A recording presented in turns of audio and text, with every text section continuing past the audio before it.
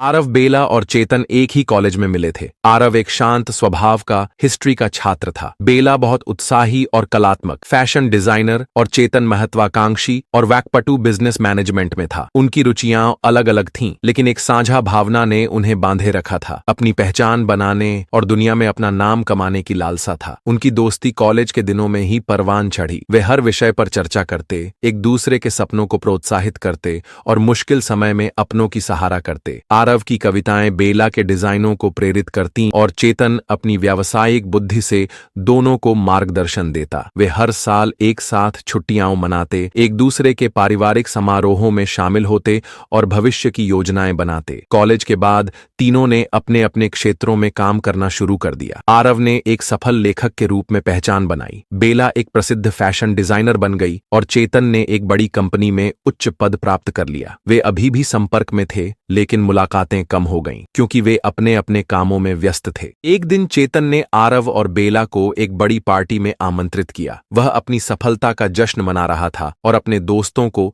अपने नए आलीशान घर और महंगी गाड़ी दिखाना चाहता था। पार्टी में चेतन ने खुलेआम अपने धन और प्रभाव का प्रदर्शन किया, जबकि आरव और बेला को उसने कमतर जैसे आंका। आरव और बेला को चेतन का व्यवहार बहुत अजीब लगा। उन्हें महसूस हुआ कि वह अपनी सफलता के नशे में चूर हो गया है और उन्हें भूल गया है कि वे कभी बराबर के दोस्त थे। वे पार्टी से जल्दी निकल गए और चेतन को एक संदेश भेजा कि उन्हें उसका व्यवहार पसंद नहीं आया। चेतन ने उनकी बातों को अनसुना कर दिया। उसे लगा कि वे उसकी सफलता से जल रहे हैं। उसने उनसे संपर्क करना बंद कर दिया और अपने नए अमीर दोस्तों के साथ घूमने लगा। आरव और बेला को चेतन के रवैये से बहुत दुख हुआ। उन्हें लगा कि उन्होंने अपना एक अच्छा दोस्त खो दिया है। उन्होंने भी चेतन से संपर्क करने की कोशिश नहीं की क्योंकि उन्हें लगा कि अब उनके बीच कुछ भी पहले जैसा नहीं रहा। धीरे धीरे आरव, बेला और चेतन की दोस्ती खत्म हो गई। वे अलग अलग रास्तों पर चले गए और कभी फिर से एक साथ नहीं आए। उनकी कहानी दिखाती है कि कैसे सफलता और अहंकार होने पर